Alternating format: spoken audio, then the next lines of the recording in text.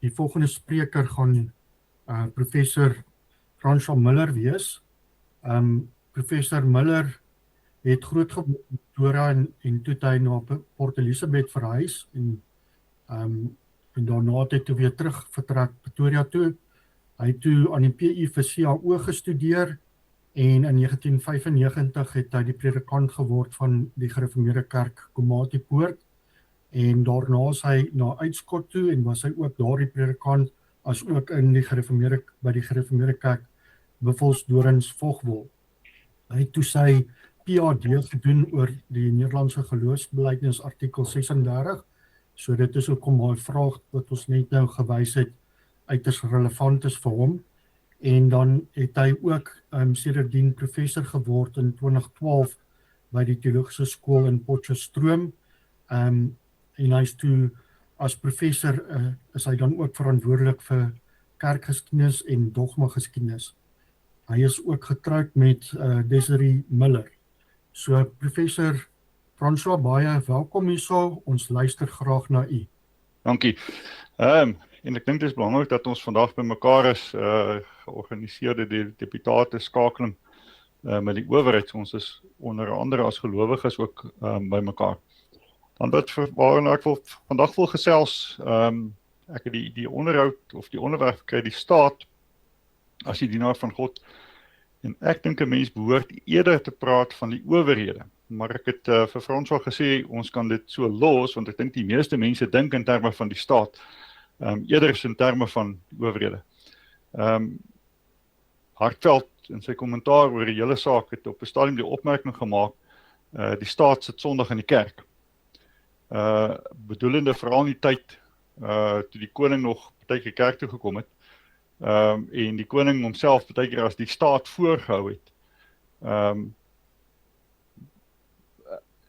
Dink ek moet die mense in gedagte hou dat die mens, veral as mense uit 'n belydenis oogpunt of uit die Bybel daarna kyk, met persone werk, met mense werk, die woord, die staat, kom nie eers in die Bybel na vore nie. So ek dink, ek gaan vandag eerder in terme van owerhede praat. En die vraag is dan, waartoe roep die Here Suid-Afrikaanse owerhede? En ek dink in die lig van wat ek wil sê, sou mens dit wat vir op die troukom net nou gesê het, baie goed kon beoordeel. Die aanpak wat ek wil volg is om eintlik op twee maniere te werk en dan by mekaar te probeer. Om eers 'n teologiese prentjie te probeer skets, 'n teologies-etiese prentjie te probeer skets, en dan na spesifieke juridiese raamwerk te kyk. Die prentjie uit ons belydenis, uit ons geloof, as ons sê, maar wat verwag die Here van Suid-Afrikaanse owerhede? Antwoord ons dit vanuit die geloof, en ons geloof spruit voort van dit wat die Here in die skrif sê, en wat ons op grond van die skrif bely. En ek wil hê ons moet bietjie na Romeine 13 kyk in detail, en dan spesifiek na artikel 36, hoewel daar eintlik ook ander skrif of belydenisgedeeltes is wat in toepassing is, maar vandag dan nou spesifiek artikel 36. Namelik na die raamwerk kyk, die Suid-Afrikaanse grondwetlike bedeling en die mandaat van die owerhede. Want dit bepaal uiteindelik wat die Suid-Afrikaanse owerhede mag en behoort te doen. En die vraag is dan eintlik, hoe goed pas hierdie prentjie binne die raamwerk? Aan die een kant sê ons dis vir die Here van owerhede verwag. Aan die ander kant is die grondwet wat sê wat die owerhede se gesag wetlik vasstel, hoe goed behoort hoe goed pas dit by mekaar, en in die lig dan daarvan, en dis waar ek hoop ek kan uitkom, is hoe behoort die Suid-Afrikaanse owerhede die Here dan te dien. En dan sal ek dalk 'n paar slotopmerkings maak, as er nog tyd is daarvoor. Goed, as ons oor Romeine 13 praat, dan dink ek wil ons moet 'n bietjie na die teks self kyk.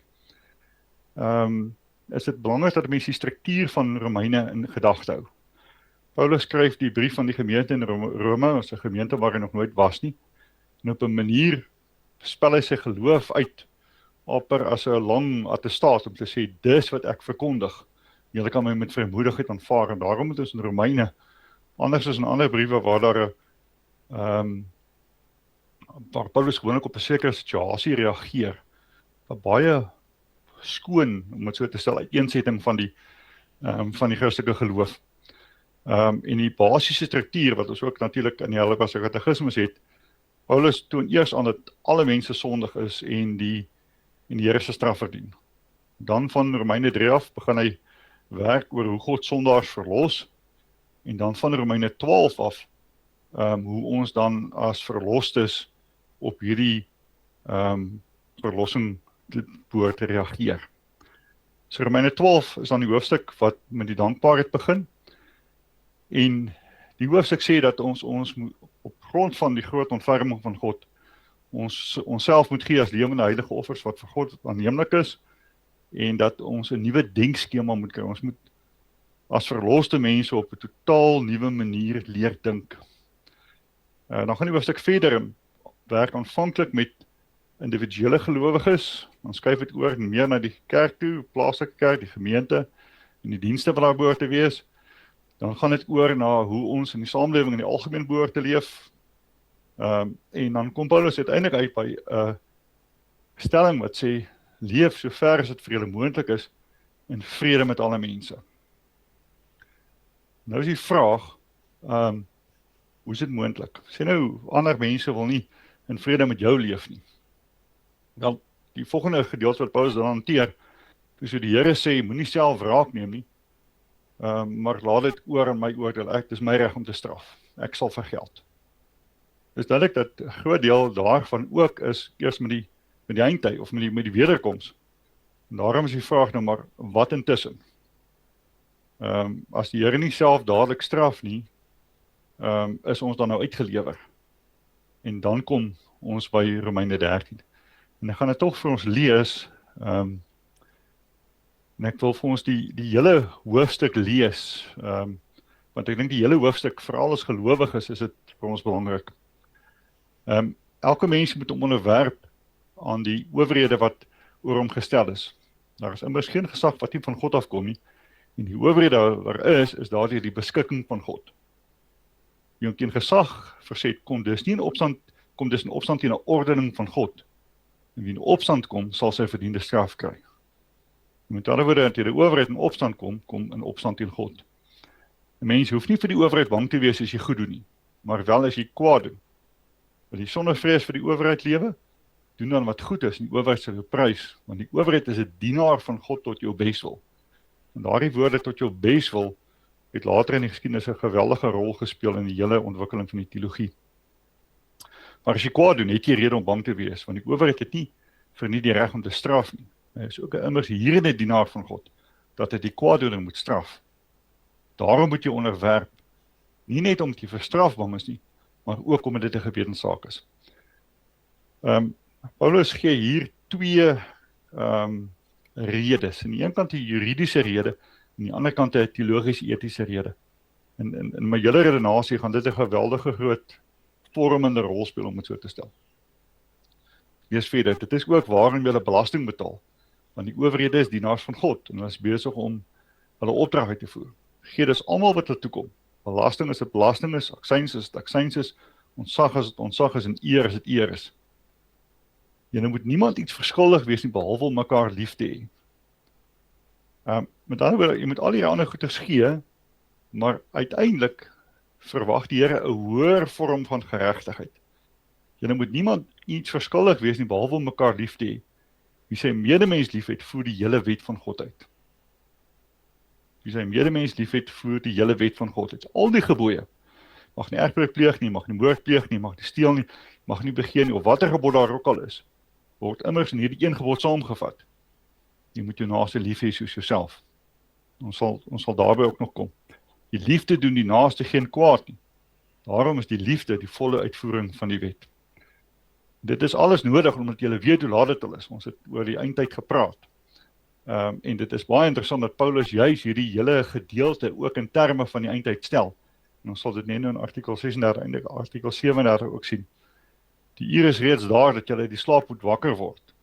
En die tyd vir ons finale verlossing is nou nader as toe ons tot geloof gekom. Die nag is verby, is amper dag. Laat ons dan ophou met die werke van die duisternis, laat ons die wapens van die lig opneem. Ons moet wel vroeglik lewe soos dit in die daglig hoort. Daar moet geen drinkerheid, spattigheid, geen ontug, onsedelikheid, geen rusie en jaloesie wees nie. Julle lewens moet soos volgelinge van die Here Jesus Christus, lewe soos volgelinge van die Here Jesus Christus. En moenie voortdurend daarop uitwees om julle sondige begeertes. En daar kan mens so kon vertaal met julle vleeslike begeertes te bevredig nie. Dis een van die dinge wat die mens baie keer jouself moet afvra. As jy teenoor die owerheid reageer, is dit regtig ter wille van Christus, of is jy eintlik besig om jou eie begeertes te probeer bevredig? Goed. Ek dink Romeine 13 maak dit duidelik dat die oorsprong van gesag by God is. Die 83 vertaling praat van gesag. Die 53 vertaling praat ongelukkig hier van mag, maar dis die gesag is 'n beter vertaling as mens na die Grieks kyk op hierdie punt. Tweedens, gee God middele. Juis, hy gee die gesag en hy gee die middele, en daar kan 'n mens op 'n manier die mag sien, waarmee die gesag uitgevoer kan word. En dan gee hy ook 'n beperkte doel waarmee dit gee. En ek dink hierdie kwessie van die beperkte doel is een van die dinge wat die reformatoriese teologie beklemtoon het. Dat daar verbande is tussen die kerk en staat, om het so te stel, maar dat daar beperking ook is. Die Here gee middele vir 'n spesifieke doel, en die middele behoort nie vir 'n ander doel aangewend te word as wat hy daarvoor gee nie. Belangrike vraag wat mense gedagte moet hou, is dat wie het regeer toe Paulus gesê het dat alle gesag van God afkom en dat 'n mens die owerhede moet gehoorsaam, en as jy ongehoorsaam is in die owerhede, dan is jy ongehoorsaam aan God. Die Romeinse keiser, wat homself as God laat aanbid het. Tog sê Paulus nog steeds, sorg dat jy die owerheid gehoorsaam. Guido de Brey het soveel respek gehad vir die 5de gebod, dat hy op 'n stadium was hy in die gevangenis gewees, en hy het letterlik in die riool gestaan, en hy het die ongeleentheid gehad om te ontsnap, en het gesê, nee, dit is ongehoorsaamheid in die owerheid, en hy het nie die geleentheid gebruik nie. So, maar om terug te kom, daar's met ander woorde, soos ek net ook sê, 2 redes vir jou gehoorsaamheid aan die owerheid. Enigstens is juridies, die owerheid het 'n plig tot beskerming, plig en 'n reg om te straf, en dan ook teologies eties, om te sê, maar God verwag van ons uiteindelik 'n hoër geregtigheid, as dit wat hy van iemand verwag wat hom nie ken nie. En dan soos net gesê, dit is interessant dat Paulus eindig met 'n herinnering aan die oordeel en die wederkoms, wat eintlik die finale bevryding vir gelowiges is, en daarom mense rede gee om ook geduldig te wees en onreg te kan verdra. Ek het gepraat daarvoor dat ons behoort te streef na hoër geregtigheid, en Paulus skryf daar, die liefde is die volle uitvoering van die wet. Die staat verwag dat ons die wet sal gehoorsaam. God verwag dat die liefde, God sê die liefde is die volle uitvoering van die wet. Met hierdie onderskeid in gedagte sal ek net daarby uitkom dat as 'n mens by die taak van die owerheid kom, dan kan 'n mens werk in terme van dat die owerheid ten minste dit moet doen, ten minste die juridiese plig, maar verkieslik selfs meer moet doen. Ek dink dis 'n handige manier om die taak van iemand wat in die owerheid is, te beskryf, ten minste dit, maar verkieslik selfs dit. Ek sal net later daarby kom. Goed.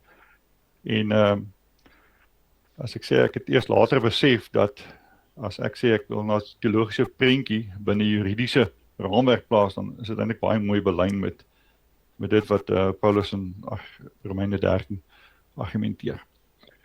So,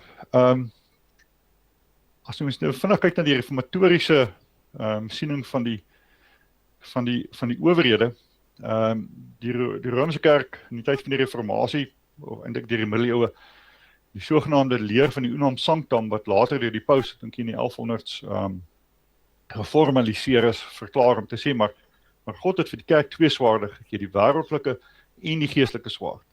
En die kerk leen die wêreldlike swaard vir die keiser, of wie die koning ook al is. En dat die keiser mag net die swaard gebruik soos wat die kerk tevrede is daarmee. So op 'n manier staan die kerk in diens, of die staat staan in diens van die kerk. En die Baptiste het hierop gereageer, het op baie dinge gereageer, maar hulle wou op die ou end niks met die kerk of met die staat te maak hê nie. Hulle wou 'n alternatiewe samelewing daarstel. Dis hoekom hulle byvoorbeeld die kinderdoop verwerp het, want hulle wou nie gehad het, as 'n baba gebore is, die burger van die staat geword en gedoop en lidmaat van die kerk geword. Alles verwerp, wou 'n alternatiewe samelewing daarstel, maar in die proses, eintlik kerk en staat op die eind weer vermeng. Ons het net gehoor van die twee treine leer van Luther, waar die kerk die evangelie moet verkondig, terwyl die staat eintlik mense onder beheer hou, sodat hulle die evangelie kon hoor, en onder beheer hou met die wet. Calvin en de Brey, wat by hom aangesluit het, sal mens kan sê dat die kerk en die staat is selfstandige medewerkers binne die koninkryk. Beide is gehoorsaam moet aan gehoorsaamheid aan Christus hulle diens lewer, maar nie, hulle moet met mekaar saamwerk, sonder op mekaar se verantwoordelike in te meng. Ek dink Benny van der Walt, ek gaan vir julle prentjies wys, wat Benny van der Walt, nou lyk het net gou kyk of ek hierdie, as ek daar kleiner maak, dan gaan dit beter wees, ja.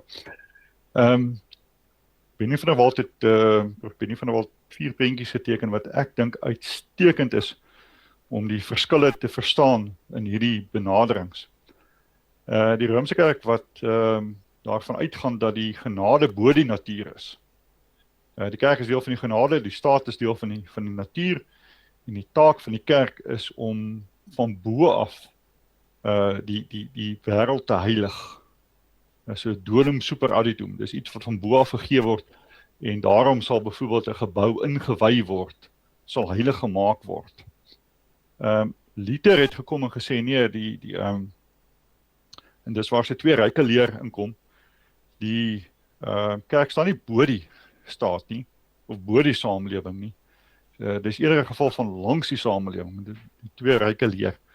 En die bedoeling is, dat jy met ander woorde nie eers deur die kerk hoef te gaan om die Here te dien nie, maar dat jy die Here in jou normale beroep kan dien. En hierdie verskil wat Luther gemaak het 'n ontsaglike verskil gemaak in die hele ontwikkeling van die westerse samelewing. Op 'n manier het die sekularisme of die sekularisasie, nie die sekularisme, die sekularisasie wat reeds aan die gang was, benut, maar dit het 'n geweldige verskil gemaak in die ontwikkeling van die westerse samelewing, want uiteindelik hoef die kerk nou nie meer alles goed te keer nie, maar dien nie die Here in jou eie hoedanigheid as 'n onderwyser, of as 'n polisieman, of as 'n boer, of hoe ook al, of as 'n ouer, hoef nie via die kerk te gaan nie. Aan 'n Baptiste het min of meer ook hierdie selfde stelling gehad, maar dat was die kerk teen die staat, en wou eintlik die twee niks met mekaar te maak hê nie.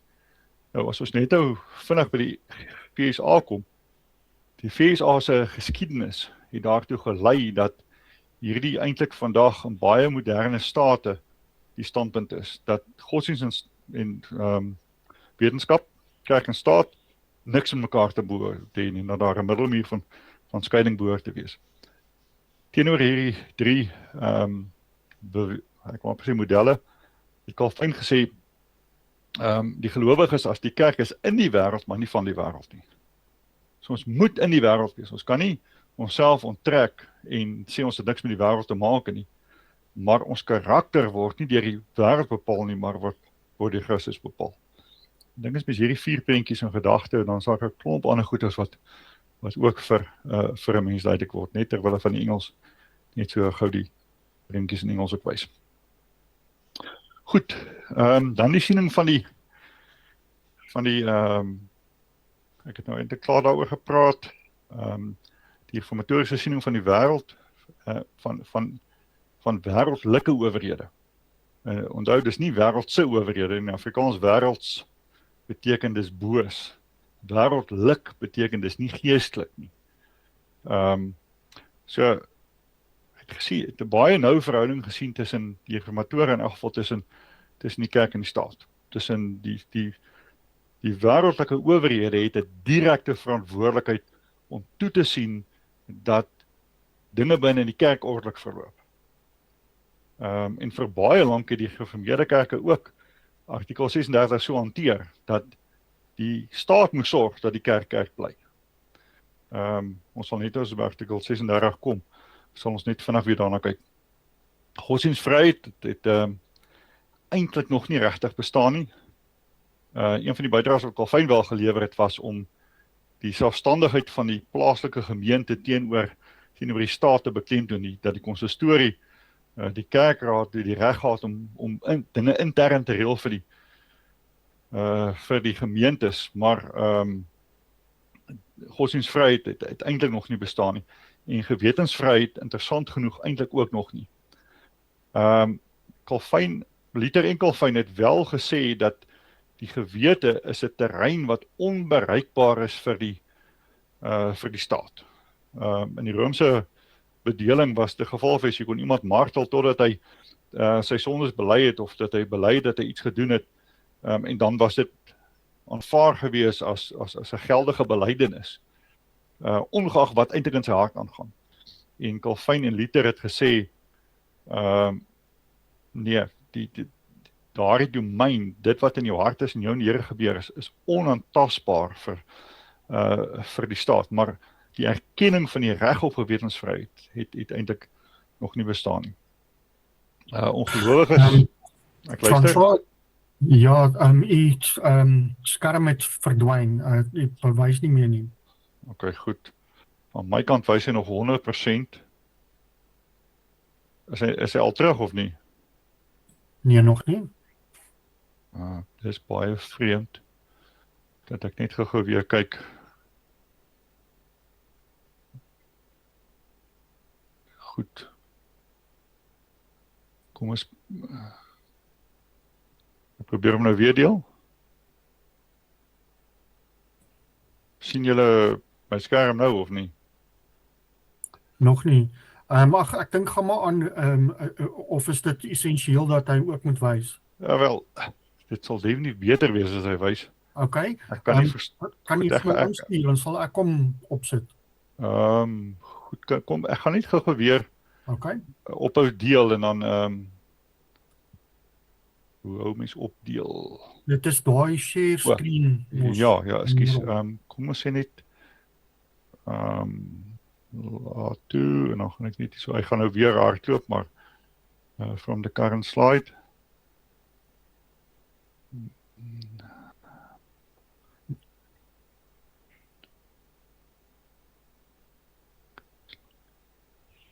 Ekskuus. Baie vreemd. Is dalk 'n sensor wat dit besluit het, dat ek nie hierdie mag deel nie. Kom ons sê. Wys in elk geval die skerm, en dan bring maar net die ander na hierdie skerm toe. Sien julle hom nou weer? Ja, okay, goed. Ek gaan nou hier klaar maak. Net so oor sekularisasie, want dit is in die middeleeue het die kerk basies in 'n vakuum ingetree wat gelaat is toe die Romeinse ryk in die weste veral ingestort het. En die kerk beheer neem oor baie dele van die lewe, sfere wat eintlik nie deel van die kerk is nie. Die sekularisasie is die proses waarin hierdie dele eintlik weer verantwoordelikheid vat vir hulle self. Dis iets anders as sekularisme. Mens sou kon sê sekularisasie sê dit het niks met die kerk per se te maak nie. Sekularisme sê dit het niks met God te maak nie, wat op 'n totaal ander vlak is. Wat artikel 36 betref, artikel 36 opgestel in 'n tyd toe daar geweldige historiese en samelewingsontwikkelinge was en ook kerklike ontwikkelinge was. Vir 1000 jaar was die Romeinse kerk die kerk gewees. Luther en Calvin was bereid om, Calvin ten minste was bereid om Rooms te bly ter wille van eenheid van die kerk. Maar dis op die einde die kerk wat met hulle gebreek het. En kerklik was daar, ek wil sê, dit was die kerk. En die kerk in die samelewing was so verweef gewees dat jy jouself nie kon indink aan die samelewing sonder die kerk nie. Dit was 'n Christelike samelewing, om dit so te stel. Toe met die reformatie het die kerk twee geword. Mens sou breed weg kom sê protestantisme, maar selfs binne die protestantisme is daar verskillende strominge. Ek dink een van die hoofredes daarvoor is dat reformatie beteken dat dat 'n mens dit wat verkeerd is regstel. Maar daar was op verskillende plekke verskillende verkeerd, verskillende mense met verskillende insig dit probeer regmaak met verskillende mate van sukses. So mense moenie verbaas wees dat die kerk nie, ek kan amper sê dat die eenheid in die proses verlore gegaan is nie.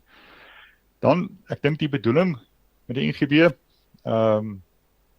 is juist opgestel in die eerste plek as 'n belydenis van die gemeente waar Guido de Brès berekant was. Maar dit is so goed aanvaar dat verskillende gereformeerde kerke uiteindelik hulle self daarmee vereenselwig het en Guido de Brès dit eintlik ook gebruik het saam met 'n meegaande brief om as 'n belydenis te stuur vir die owerhede om te sê ons is nie Anabaptiste nie. Hou op om ons te vervolg asof ons revolusionêr is en niks met die staat te maak wil hê nie, asof ons ongehoorsaam in die staat wil wees. Ons wil juis gehoorsaam wees in die staat en hier is die belydenis wat ons glo en daai hele argument is artikel 36 eintlik 'n kernpunt. Daarvan sou ek dink mense moet dit in gedagte hou. Dan wat die struktuur van artikel 36 self betref, miskien moet ek net gou een ding eers oor artikel 37 sê. Is interessant dat artikel 36 het altyd geëindig of begin met ons beleid en slotte. En artikel 37 het begin met ons beleid en slotte ook, wat eintlik die twee artikels 'n dubbele slot vir die NGB gemaak het. Artikel 37 gaan juis oor die finale oordeel. En dit is baie interessant as 'n mens die artikel lees en dan weer 36 lees om dit te sien. Toe is dit geredigeer en vandag begin artikel 36 net met ons beleid en artikel 37 begin met ons beleid en slotte. Maar artikel 36 werk in 3 gedeeltes. In eerste plek ons belydenis oor die owerhede, dan ons belydenis as onderdane, en ek dink in vandag se terme sal ons dit sien as burgers, ons is nie meer onderdane van 'n koning nie, ons is burgers van 'n staat, en dan derdens die konsekwensie daarvan, waar die Anabaptiste uitdruklik verfoei word, juis om meer afstand te bring tussen die gereformeerdes en die Anabaptiste, sodat die gereformeerdes nie vervolg kan word asof hulle Anabaptiste is nie. Dan is daar in artikel 36 'n frase wat baie problematies was, en seker vir maklik 60 jaar deur die gereformeerde kerk aan een kant toe verklaar is, asof die owerheid self die verpligting het om valse godsdienst uit te roei, en die ryk van die Satan te vernietig. Later is dit duidelik geword dat dit nie 'n deel van die plig van die owerheid is nie, maar deel van die doel is waarmee die owerheid sy plig ten opsigte van godsdienst moet uitvoer. Ons het die sodoende ingevoeg, ek soos nou in die artikel lees, dan sal julle dit duidelik sien. Maar vir baie lank het die gereformeerde kerk eintlik dit wat die CRL nou wil doen, bely. Om te sê, maar dit is die verantwoordelikheid van die staat. En op 'n stadium toe hulle begin om die NGB weer te vertaal, en toe kom hulle agter, maar die Latynse teks is nie die primêre teks nie. Die Hollandse en die Franse teks is primêr. En toe is dit duidelik dat die Hollands en die Latyn is eintlik dubbelsinnig op die punt. Maar die Franse teks maak het juist duidelik dat dit wat aanvanklik uit die Hollandse teks en uit die Latyn uitgelyk het as 'n taak van die staat, is eintlik 'n doel waarmee die taak, die staat die owerhede dan sy taak moet uitvoer. Goed, Frans op 'n intervisie tot hoe laat toe het ek tyd? Goed, oké. Dalk hoor ek jou net nie. Dan, Ekskuus, ja, ek luister. Maar ek moes nou net gou die regte knop kry. Ons gaan die volgende spreker 11:55 aan die woord stel, soos nog so 10 minute. Oké, goed. Dan gaan ek my regtig haas. Is interessant dat daar vandag kry jy omtrent nie meer 'n weergawe van artikel 36 van die NGB nie. Elke land omtrent het uit 'n ander weergawe van artikel 36 op grond van hoe sy eie owerhede is. Goed, artikel 36 lê dan 2 verantwoordelikhede op die owerhede in die algemeen, goeie orde en dan spesifiek ten opsigte van die egte vorm van die ware godsdienst. En dit is baie belangrik uiteindelik dat die NGB baie eintlik smal is om te sê die owerheid het 'n verantwoordelikheid ten opsigte van die egte vorm van die ware godsdienst, nie sommer enige vorm nie en spesifiek die ware godsdienst. Goed, dis artikel 36, die gedeelte waarna ek net verwys het, is juis waar ons hierdie sodoende ingevoeg het. Ek glo julle kan my skerm sien om te sê dat die owerheid moet eers sorg dat alles ordelik verloop, daarvoor het hulle die swaard gekry, kwaaddoeners gestraf, deursaamers te beskerm, en dat taak nie alleen om die staatsbestuur aandag te gee nie, maar ook te waak, en ook die heilige woordbediening te beskerm. Want tevore het hulle om alle afgoderry en valse godsdienste te gaan en uit te roei, die ryk van die antichriste vernietig en die koninke van Christus te bevorder, en die woord oral staat verkondig, asof die staat dit self moes doen. Maar toe met die hervertaling is agterkom, hierdie is die doel waarmee die woordbediening beskerm moet word. Maar uiteindelik die doel, sodat God deur elkeen geëer en gedien kan word, soos wat hy in sy woord beveel. Dan die verpligting van die onderdane, of die lidmate, die burgers, en dan ons uitspraak oor die wereldopers, hierin verfoei ons die woorde dopers en alle ander oproerige mense, en almal in algemeen wat owerheidsgesag en regeerders wil verwerp, en die regsorde omver wil stoot. Dis baie duidelik teen die anabaptistiese revolusionêre optrede gemik, wat hulle self heeltemal van die samelewing wou afskei. Goed, ek gaan nie nou hier, terwyl van die tyd gaan ek nou hierby stil staan nie. Dan, die Suid-Afrikaanse, as mens nou kyk na die liberale demokrasie in Suid-Afrika, en ek wil net sê liberaal het in die teologie en in die politiek beteken liberaal 2 verskillende goeders. Liberaal het te maak met vryheid, en die teologie beteken dit dat jy jouself vry maak van die gesag van die woord. In die politiek of in die staatreg beteken liberaal dat jy vry is van die gesag van die koning.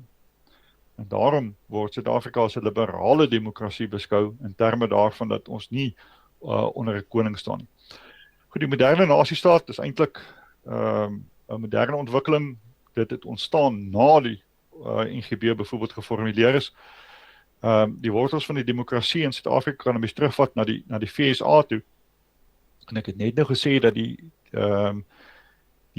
FSA se grondwet bevat 'n middelmuur van skeiding tussen kerk en staat. En wat ek daarmee bedoel is dat as mens kyk hoe die FSA ontwikkel het, is juis mense wat vir hulle geloof uit Europa uit gevlug het en kolonies daar gestig het om weg te kom van die konflik. Maar elke kolonie het sy eie godsdienst gehad en toe die kolonies nou basies weer verenig om te voorkom dat daar weer stryd is waar die godsdienst die staat vereis om die swaard te hanteer teen die ander godsdienste, het hulle 'n middelmuur van skeiding opgerig.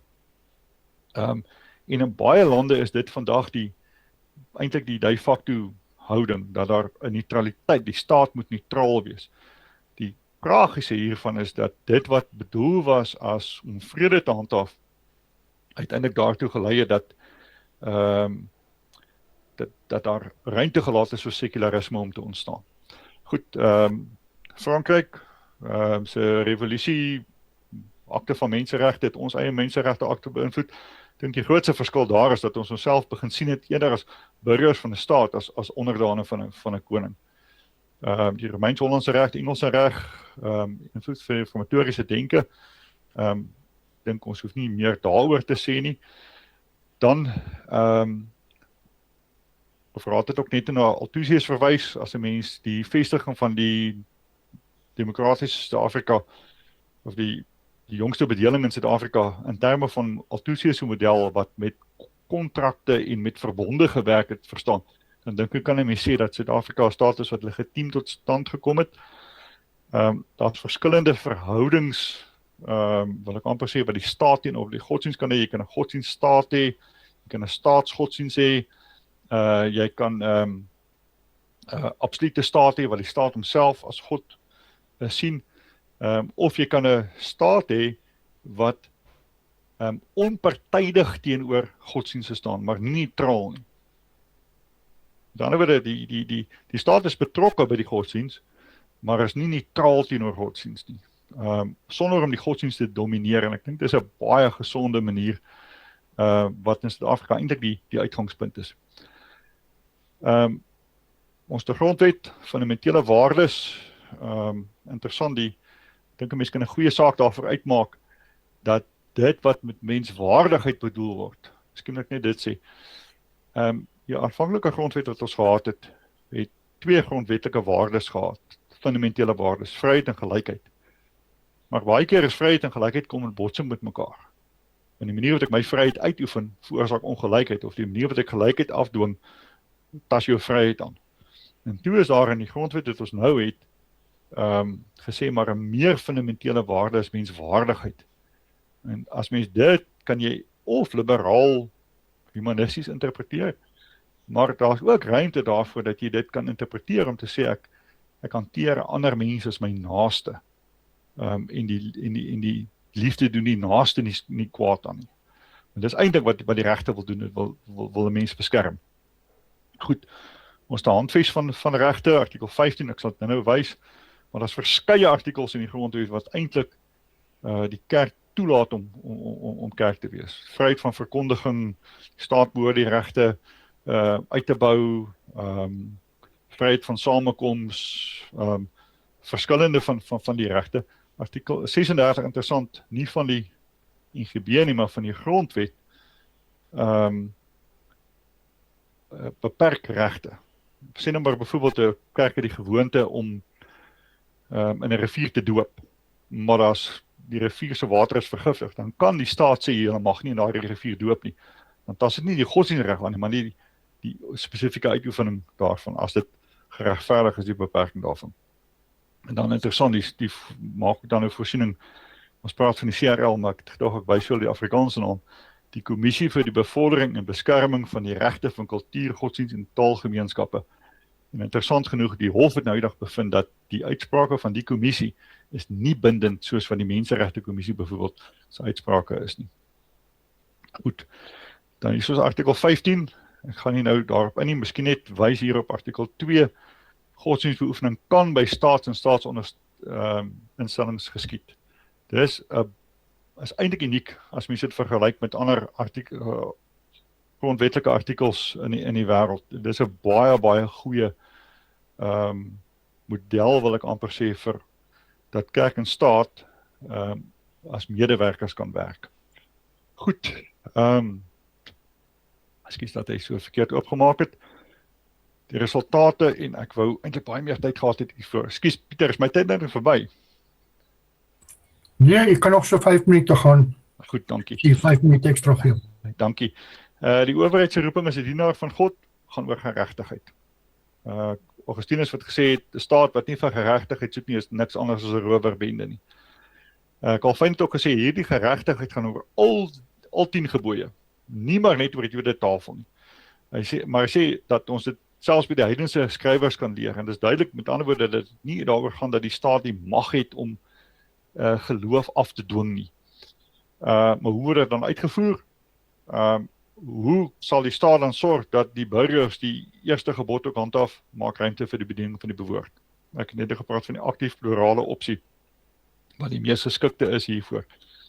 Die Franse revolusie het ek gesê, ons beskou onsself eerder as burgers, almal is gelyk voor die reg, almal geniet dieselfde vryhede, almal het menswaardigheid, almal is aan die beeld van God geskep, net omdat jy as die koning gebore is, beteken nie jy is bo die wet, soos in die tyd ook al fyn nog gelewe het nie. Demokrasie berus op die skeiding van magte, juist om dit in toom te hou, wetgewend, uitvoerend en regterlik. En die reformatoor het juist beklemtoon dat owerhede beperkte mag, gesag en bevoegdheid het.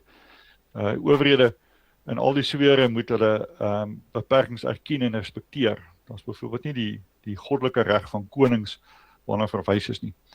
Die reformatoriese tradisie het bygedra daartoe dat Suid-Afrika 'n regstaat en nie 'n magstaat is nie, en behoort erkenning hiervoor te kry.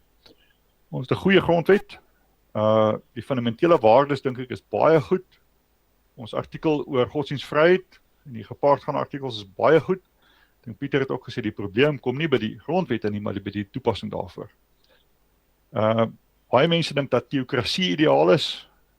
Dis eintlik nie ideaal nie, want as mens mooi na artikel 36 kyk, dan bevorder teokrasie baie keer juist valse godsdiens. Mense wat hulle self as Christene voordoen, terwyl hulle nie is nie. Selfs al sou ons die drie enige God erken in die grondwet, sou dit geen regskrag hê nie. Dit gebeur wel in die grondwet van die Weskaap, maar die hof het gesê dit het net die waarde van seremoniële deïsme, dit het geen regskrag nie.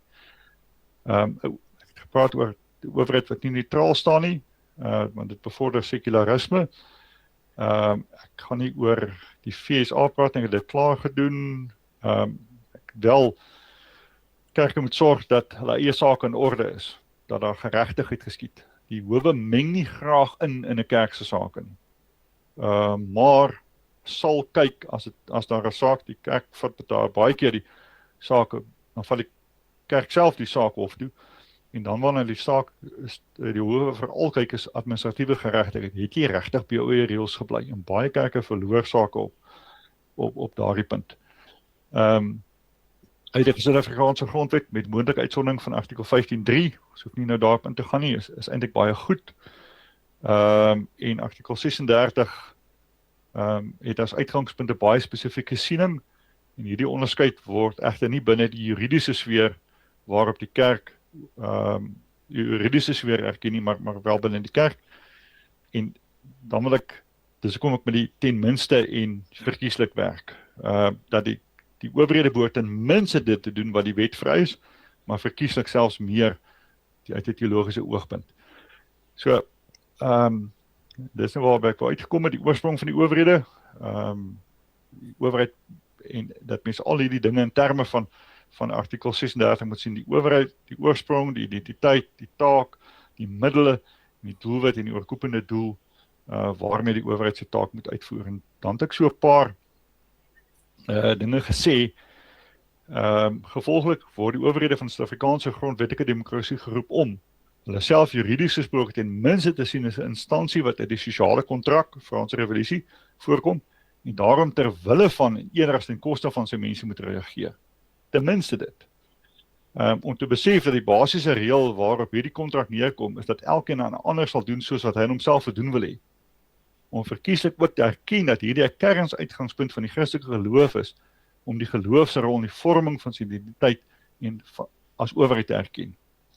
Om hulle self teologies-eties gesproke te sien as 'n gesagvolle dienaar van God, dis verkieslik, wat hy as medewerker in sy koninkryk gebruik. Owerhede se oorsprong lê ook nie so seer in die sogenaamde sosiale kontrak nie, maar in die drievoudige verbond waarin God sommige mense as owerhede oor die res betrek. Dit is nou die aanleiding van Althusser se werk. Elkeen wat regeer is verantwoordelik teenoor God. Solank die owerheid homself in hierdie lig beskou, behoort hy homself van absolutisme te weerhou, selfs al bied die grondwet die geleentheid daarvoor. Die owerheid moet egter ook teen die misbruik van goddelike sanksie waak. Ek kan nie sê wel, ek is deur God aangestel, en daarom, as julle teen my optree, dan tree julle teen God op nie. Om hulle self nie te beskou as 'n Messias, en te poog om alle probleme in die samelewing self op te los nie, om vervolgens juist bereid te wees om jou eie swakheid nederig te erken. En 'n persoon 'n amptsbekleer, as hy amptsbekleer inguldig word, moet hy of sy hom verkieslik met 'n opregte eed voor God in sy diens verbind. Ons het die opsie, Amptenare het die opsie om of 'n eed af te lê of 'n plegtige verklaring. Dit is goed dat daar die opsie daar is, want dit dwing nie as die persoon net die eed kon af lê, dan vorder jy weer valse godsdiens. Maar maak dan maar op sy eie gewete wat een van die twee kies. Om in die staatsbestuur aandag te gee en die orde te handhaaf, omdat die grondwet dit as juridies gesproke vereis. Dit is nie minste. Om in sy strewe na geregtigheid toe te sien dat mense mekaar ten minste menslik of terwyl in ooreenstemming met die handvoots van menseregte behandel. om elkeen aan te moedig om mekaar verkieslik as naaste lief te hê. Dis wat die owerheid eintlik behoort te doen. Maar ten minste dan, hou maar net by die handves van menseregte. Om juridies gesproke die grondwet ten minste sodanig in stand te hou dat die fundamentele waardes van die grondwet gerespekteer word, om teologies-eties gesproke die fundamentele waardes in evangeliese eerder as in sekularistiese sin te interpreteer. Om ten minste te besef dat vryheid nie is om enigiets te doen wat enigiemand anders nie skade gaan aandoen nie, want dis baie mense is die definisie van vryheid, om verkieslik te erken dat vryheid is om die wil van God soos uiteengesit van sy woord te doen. Om teologies-eties te gesproke, regstaat eerder as 'n magstaat na te streef.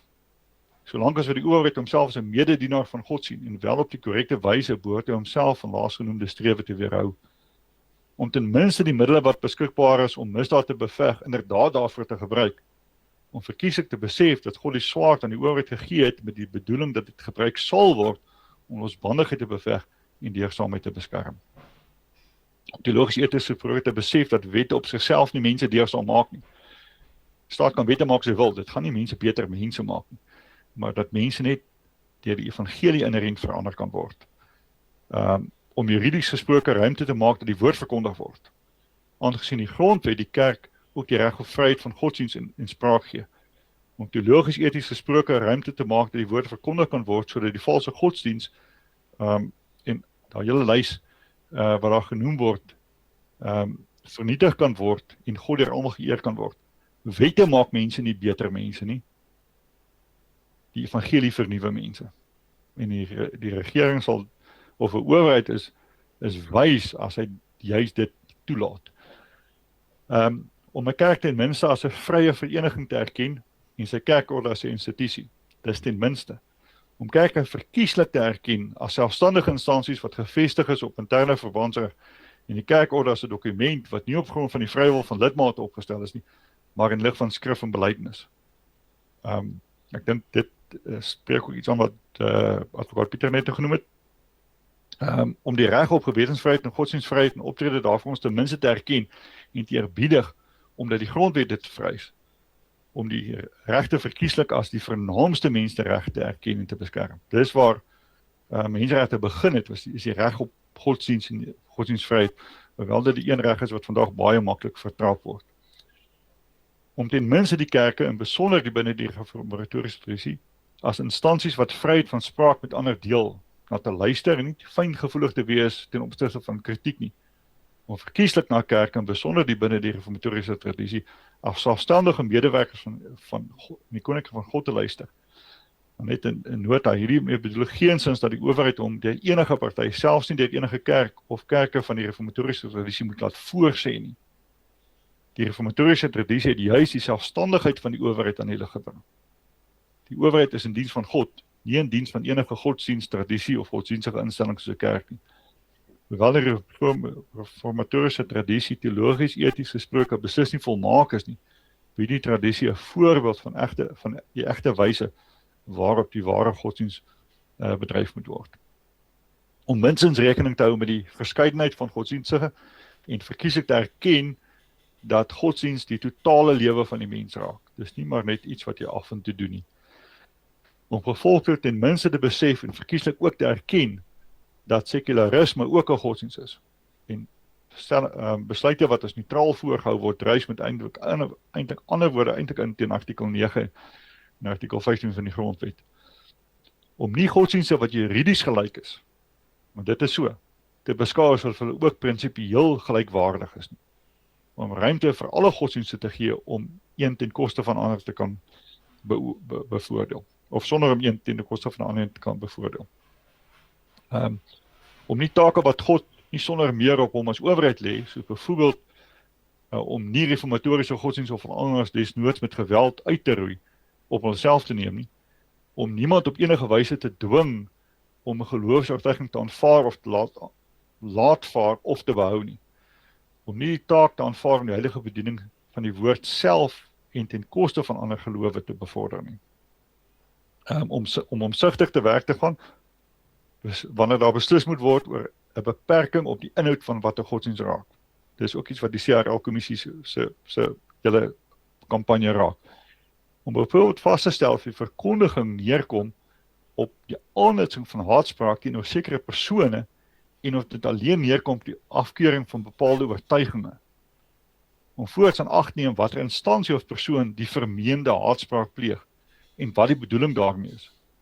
Godsdienstige inhoud wat deur nie-godsdienstige instansies en met 'n nie-godsdienstige bedoeling verkondig word, moet eerder beperk word as inhoud wat met 'n opsigtelik godsdienstige oogmerk deur godsdienstige instansie verkondig word.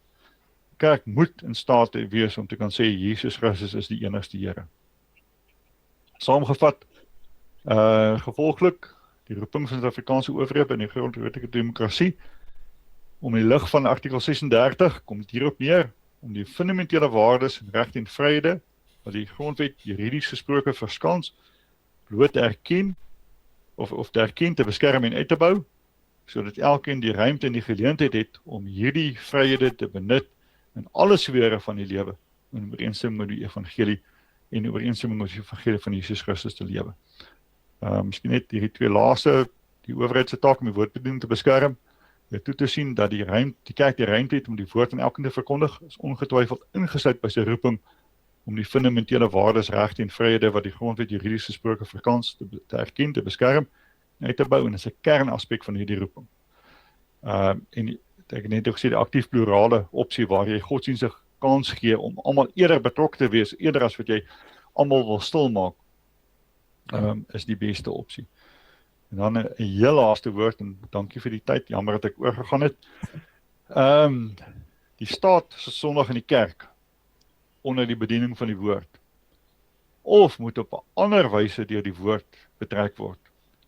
Dit is nog steeds 'n persoon agter 'n lesenaar of 'n lid van 'n vergadering wat besluite neem of beïnvloed.